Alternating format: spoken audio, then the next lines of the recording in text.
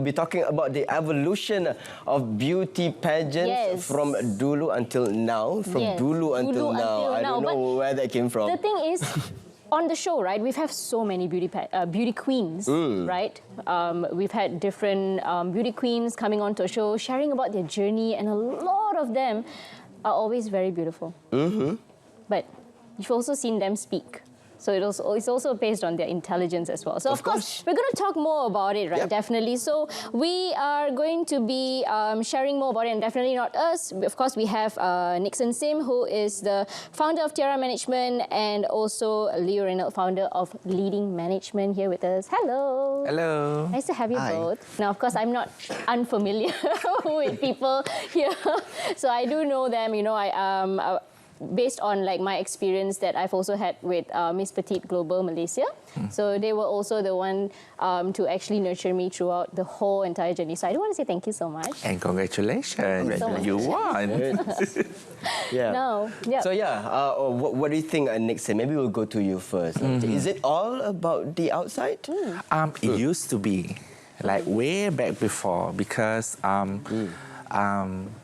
it's begin as a modeling competition. Okay, they used to judge based on your appearance and body, but now it's more than that because pageant is evolving. Definitely, and of course you are mainly. Correct me if I'm wrong if I'm using the word managing, but it's Miss, Mr, Mrs Petite Global Pageants. Yes. Right. Yes. And Leo, you're doing kids and teen pageants. Now that is something very, very different. How did you guys come up with this? Maybe you can start with kids and teens. Why pageants for kids and teens? Why? Okay, for me, okay, it started. Okay, obviously it's because of I like kids. So when I started to sing kids, and also I love pageantry, so that's the moment why I started with kids. I think it's time for us, especially in Malaysia, we discover the talents since their young age. So that not only about pageantry, also we are focusing on their public speakings and also how to say talents as well. We are showcasing talent for them and a place for them to express their unique qualities to the publics. Okay. Is there any differences between kids and teen pageant and also a pageant for adults, for example? Okay. For kids and teens, it's definitely different than adult, right? So we are more to fun, creativity, and self-expression. So for example, like kids, we are looking for their personal charm, personality, and also age-appropriate talent. While adult, if we see them, I believe it's very stressful, right? Yes. Yeah. So, okay, for teenagers, we are seeing more to their how to say, skills, leadership skills, and also how they are in the public. We're not talking about only the appearance, but as well as how they bring themselves and show how good they are. Like their personality. Yes, correct, their personality. And of course, they still keep within being a teenager or a child, right? Yeah. Because it's definitely something very, very different. I do want to come back to NICKSON again. You mentioned, you manage Miss, Mr, Mrs. Yes. So how is it like for you as well in terms of like, I guess, what you guys look into pageants? As you mentioned, it's not just about outer beauty anymore.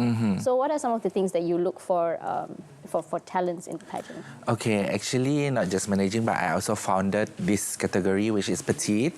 Okay, because I believe in Asian region, okay, the average height for Asian people is actually petite compared to, you know, the white people. So I decided to came up with this because nobody have done this before. So actually, I was a little bit, you know, not confident at first because do they will accept this?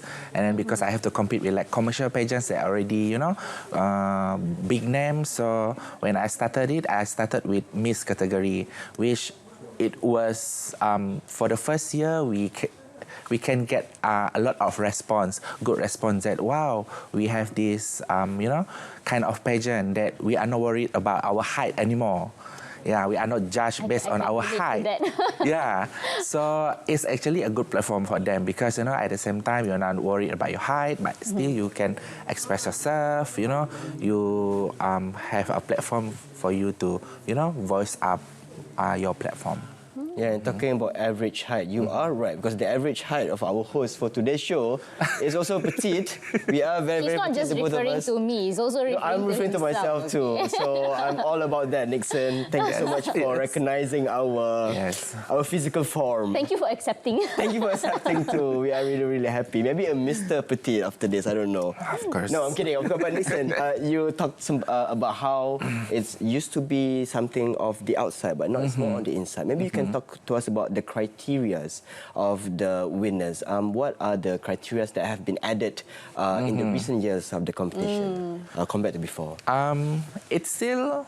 The name is beauty pageant, of course. When people always ask me, is it important that you have to be pretty? I said, I'm not saying that it's not important because it's still beauty pageant.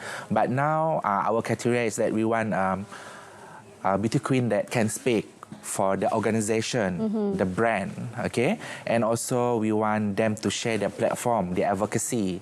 For example, if they have their social, social project that they want to share and inspiring people as well. And also the latest with our trend right now, we have influencer, right? Okay, so right now, beauty queen is more like an influencer as well. We want to find a beauty queen that can influence people to showcase the brands. Also, beauty queen as well, they always work with a lot of brands, okay? It's part of their job as well. Okay, all right, very interesting, because that's how, I would say that the beauty pageants also evolve with technology, right? Kind of evolve with what people nowadays, they usually work on as well. Yeah, you can also see some snippets of, I guess, these are some training classes that you're also, carrying out. That's for Nixon in action. Yes. Yeah, look at his pose, man. Yeah. Oh, wow, Nixon. Can you beat that, Nabil? I don't think I can do that. Maybe we'll see you for Mr. Petite Global soon. Maybe.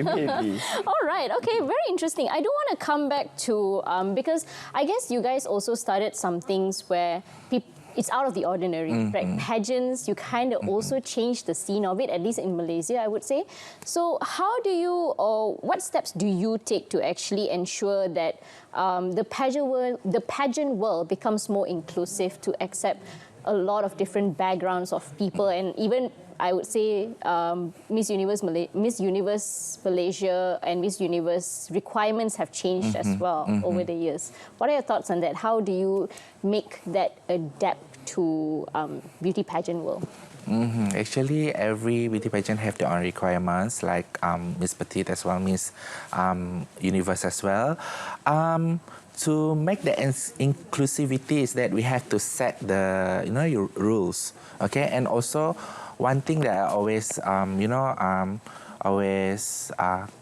tell my my team and also others organizer as well, try to take diverse background of judges panel of judges, okay? You cannot like set the judging panel is like just in one background, just like all beauty queens and all women only.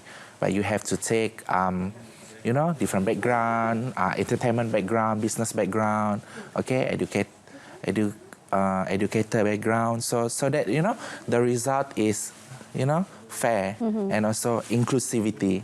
Okay, all right, very, very interesting, because nowadays there are a lot of different people that are coming out with their personalities. I think oftentimes people always hide themselves, right? They don't really showcase that. So I think it's also great that beauty pageants also opening up that platform, that avenue, and accepting more people, more diverse people and culture. I do want to come back to Leo. So you handle kids and teen pageant, which is something that I'm definitely not familiar with. I don't know much about kids and teen pageants, nor even pageants themselves. I'm very new into this.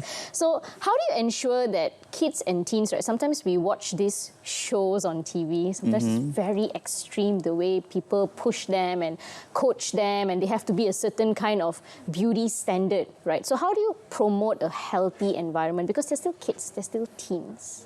Okay, first thing first, of course, we have to, how to say? Sorry, what was it again? Like, how do you promote that kids and teens, right? How do you ensure that they still maintain very positive, you don't push back in too much of beauty standards, you still keep their personality as a child, as a teen? Oh, okay, all right. of course, like my own competition, I emphasize more to moral value, supportive, okay, where we tell to the parents there is a guideline that okay, this is just not a competition to win, but also we are looking for a place that where you can have a good bonding with your own kids, and also having a good moral support together with the organizers from other countries as well, which will manage the contestant together.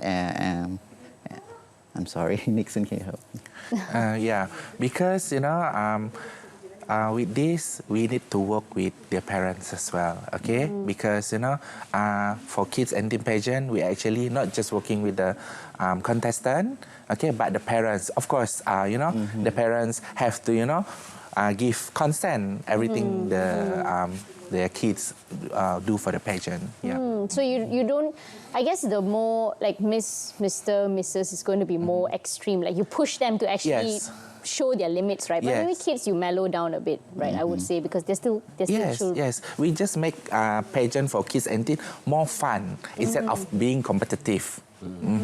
Yeah, and talking about being more fun, I guess you would definitely associate kids and also teenagers with social media. And Leo, since you founded Kids and also Teen Pageant Global, I wonder, have you seen any differences in terms of beauty pageants for kids and also teens nowadays compared to before? Because there's social media nowadays. There's TikTok, there's Instagram. People are always making TikToks. People are always dancing for their reels. What are the impacts on kids and also teen pageantries? Okay, I believe it's very transparent that nowadays people are more into glamour, how to say, into glitz and glam, where they want their kids to be a celebrity and so on. So I can see it's a good feedback where the kids also not only focusing on instead of more to gadgets, so they tend to let their child to express themselves in terms of doing a catwalk, a runway, and so on. So I believe how to say, they will still just kind of keep their inner child, but still showcase it on social media, to connect with people that correct. Because I feel like everything is about connectivity, like networking, and that's where starting young is also not wrong. And since they are centered on creativity and self-expression, definitely social media is a huge example of that. I mean, if you were to watch TikTok nowadays, people are doing stuff on TikToks that I've never seen before, and it's definitely different than our But it's also an generations. information sharing platform, because that's where you know. Yeah, sure. Look at me, I didn't know about natto earlier when we talked about it. Oh, but you watch some TikTok and now some TikTok and you're informed. Yes, and of course, what you see on your screen are also some of our kids and teen pageants, queens walking on stage as well, right? So, as you see, it pretty much embodies, I would say, Miss Universe, kind of like a regular pageant, but still keeping within the fun of a kid and a teen that they experience, right? Okay, very, very cool. I do want to ask, of course, beauty pageants last time, like then, right, it was so different compared to now. Really changed with technology, really changed a lot. So what are your thoughts on the future of beauty pageants? I'm pretty sure there are going to be more pageants that will be founded by you, brought by you, bringing more people in. So what are your predictions for future beauty pageants? Okay, for future beauty pageants, I believe that social media is the most important things, okay, especially for the future, because with social media we engage more audience globally, okay, because like before this, some pageant only promotes their pageant like using TVs, news within their country, because it costs a lot, to promote your pageant brand globally. But now it's like just click on your hands, okay? And you just can get free publicity from social media. So I believe, even now, beauty pageant like Miss Grand, they utilize their social media fully, so that during the pageant itself, okay, with the social media itself, it's not just a beauty pageant anymore. It's a business nowadays, because, when your pageant is famous, more brands will come in and collaborate with your beauty queens as a spokesperson for those, brands. Okay, that's really interesting. So definitely there'll be a lot of brand collaborations Yes. involved. Definitely a lot more. I think brands would also be Yes. involved in this. So it's more like it's like a business. strategy that they will Yes. have as well, right? Yes, yes. Perhaps, yeah. Yeah. We're very, very excited to see what else evolves in beauty pageants.